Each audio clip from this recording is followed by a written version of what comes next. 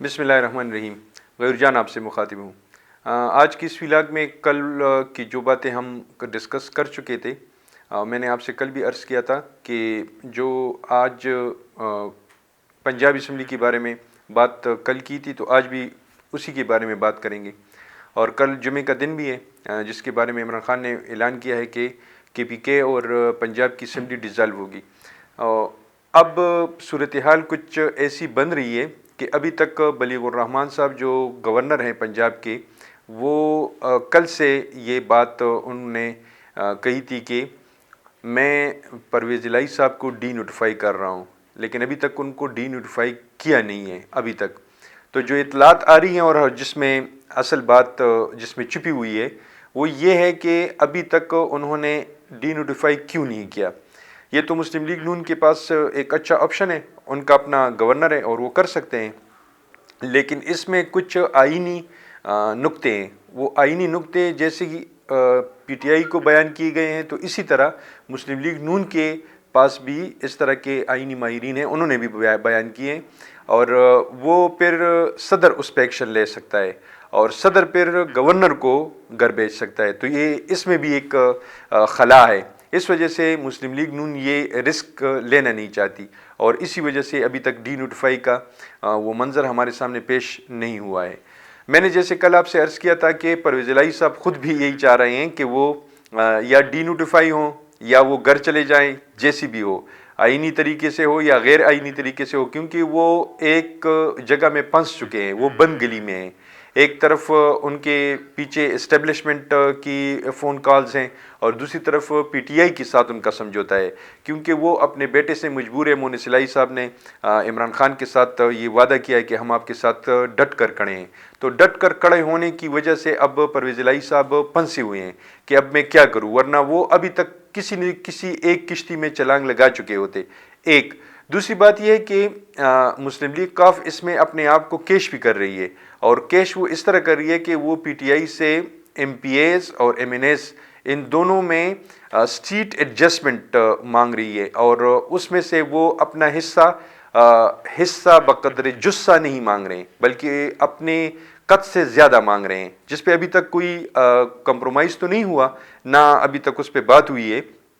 لیکن یہ 20 M P as اور 10 ایم این ایز ان کی سیٹیں مانگ رہے ہیں۔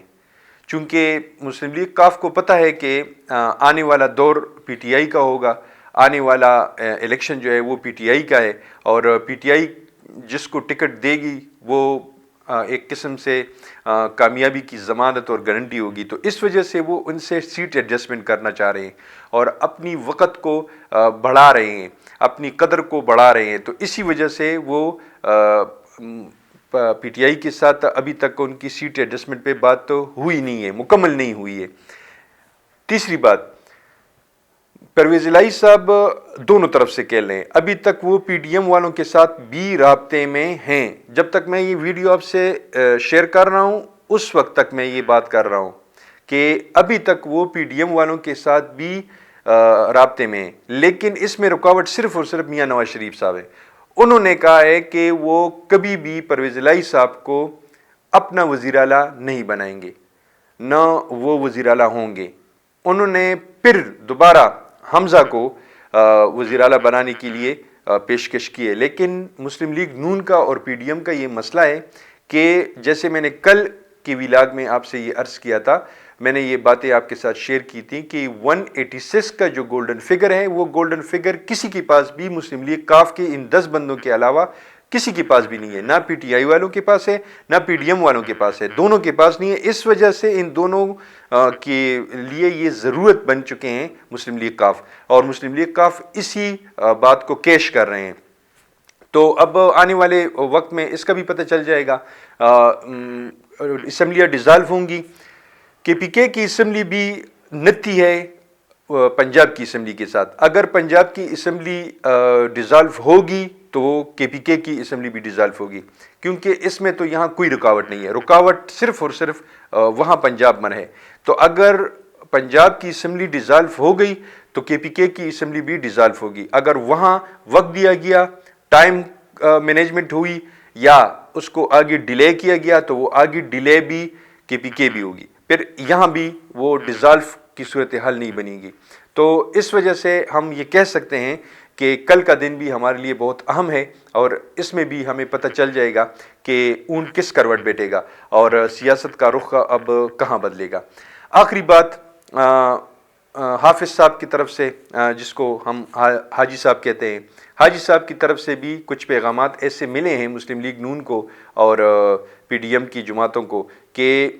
اگر آپ لوگ کسی بھی غیر آئینی صورتحال کا سامنا کریں گے تو اسٹیبلشمنٹ آپ کی کوئی مدد نہیں کرے گا.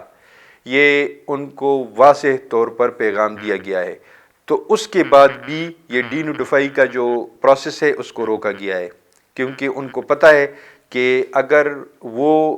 بیک اپ ہمیں نہ ملے تو پھر ہم کیا کر سکتے ہیں. کیونکہ اب اسٹیبلشمنٹ میں بھی، میں نے جیسے آپ سے پہلے بھی عرض کر چکا ہوں بعض اپنے ویلاگز میں، کہ اسٹیبلشمنٹ تبدیلی آئی ہے، اور اب یہ تبدیلی ہمیں